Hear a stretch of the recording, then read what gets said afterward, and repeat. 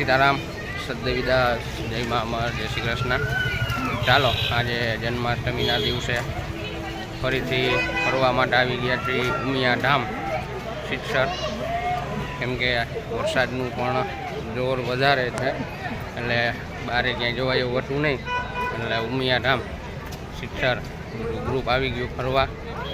આપ બધાને જન્માષ્ટમીની હાર્દિક શુભકામનાઓ। આપ બધાને જન્માષ્ટમીની ફરીથી હાર્દિક શુભકામનાઓ। ચાલો આજે ફરીથી આપણે બધા સિત્સર મંદિરના માતાજીના દર્શન કરીએ અને આ જન્માષ્ટમીનો પાવન પર્વ છે એમને ઉજવીએ। કેમ કે વરસાદી માહોલ છે એટલે વધારે પડતું તો ક્યાંય બહાર નીકળાય એવું છે નહીં, એટલે બાજુમાં જ આવી ગયા છીએ।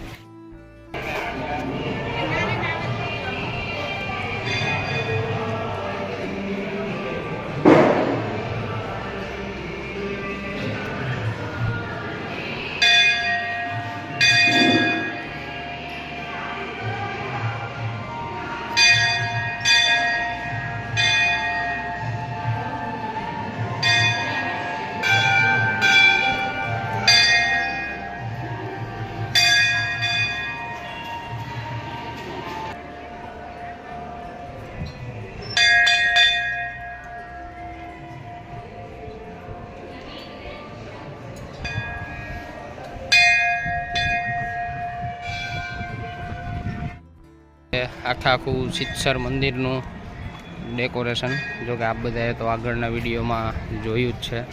આખું સિત્સર મંદિર આપ બધાને બતાવ્યું હતું। આ છે આખું મંદિર।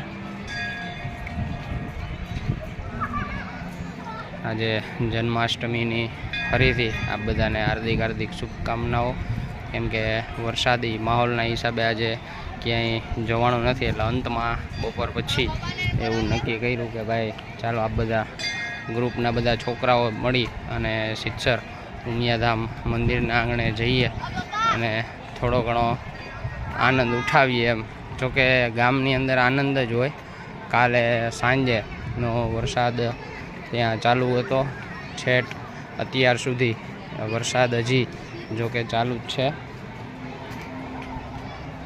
આ બાજુ વરસાદના હિસાબે ઉપરના વાસમાં પાણી આવતા અહીંયા ખૂબ પાણી ભરાઈ ગયું છે અને બ્રિજની ઉપરથી આ રસ્તો જ છે, બ્રિજની ઉપરથી પાણીનો ફ્લો હાલ અત્યારે ચાલુ છે। જન્માષ્ટમીના રજાના દિવસોના હિસાબે ઘણું બધું પબ્લિક છે એ ઉમિયાધામ સિત્સરના આંગણે આવ્યું છે અને બધા અત્યારે આનંદ કરે છે રજાના માહોલની અંદર।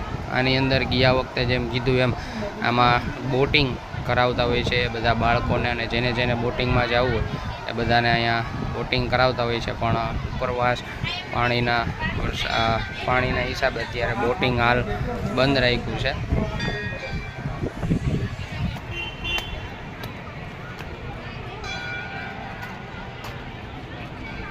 એટલે આજ અમારી જન્માષ્ટમી સિત્સર ઉમાધામના આંગણે આશ્રમ પર આજે વરસાદી માહોલના હિસાબે કાંઈ ખાસ એવું આયોજન નથી। પહેલાં તો બહુ મોટું આયોજન કર્યું હતું કે ભાઈ આપણે બધા જે લોકો ગાતા હોય, ગાયક કલાકારો હોય એને બોલાવી અને ભવ્ય રાસોત્સવ કરીએ। સાથે સાથે આપણે એવું પણ કરવાના હતા કે બધા જે આપણા સેવકગણ છે બધા સેવકગણને બોલાવી અને ત્યાં રાસોત્સવનો ઉત્સવ કરી અને કાનજન્મ કરીએ। પણ 2 દિવસનો વરસાદ એટલો બધો છે કે અત્યારે રાજકોટની અંદર જે મેળાઓ છે, લોકમેળાઓ પણ બંધ કરવામાં આવ્યા। સાથે સાથે આશ્રમનો જે આપણે આયોજન કર્યું હતું આયોજન પણ મોકૂફ રાખવામાં આવ્યું। કેમ કે હાલ હજી ત્યાં પણ વરસાદ ચાલુ જ છે। અહીંયા પણ તમને બધા જોઈ શકાય છે કે આપણે ધીમા વરસાદના છાંટા એવા ચાલુ જ છે। અહીંનું છે ને મને આમ ફૂલનું જે ડેકોરેશન છે ને એ ડેકોરેશન બહુ ગમે। જે અહીંયા આખો કળશ આખો બનાવ્યો છે ફૂલના મારફતથી, કળશ ટાઈપનો આખો શેપ આપવામાં આવ્યો છે ફૂલનો। ગાર્ડન બહુ મસ્ત છે અહીંનું, એટલે મને અહીંનું ગાર્ડન બહુ ગમે। પછી ઓલી બાજુ એ ઘણું બધું ગાર્ડન છે, આ બધાએ જોયું જ છે। અને અહીંયા આપણે બનાવ્યો છે હાથી, ફૂલમાંથી હાથી બનાવેલો છે।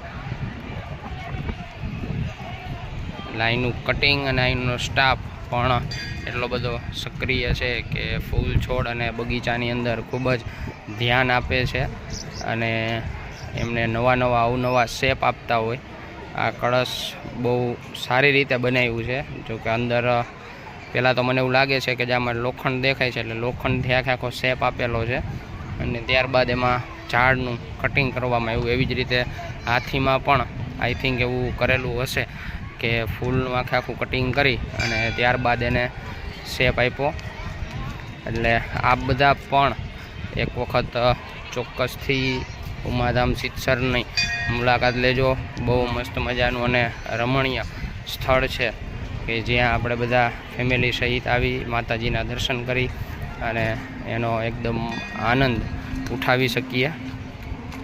સાથે સાથે આ બધાને એ પણ વિનંતી છે કે જ્યાં પાણીવાળા વિસ્તાર હોય અથવા તો જ્યાં નદી કે કોઈ તળાવ આવતું હોય અને જ્યાં પાણી ભરાયેલું હોય, અવાવરી જગ્યા હોય કે જેના વિશે આપણે ખ્યાલ જ નથી, છતાં પણ આપણે ત્યાં જતા હોય તો એનો ખાસ ખ્યાલ રાખજો.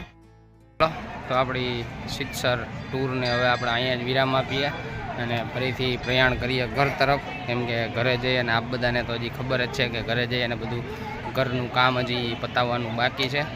ફરીથી આપ બધાને અંતમાં જન્માષ્ટમીની ખૂબ ખૂબ શુભકામનાઓ.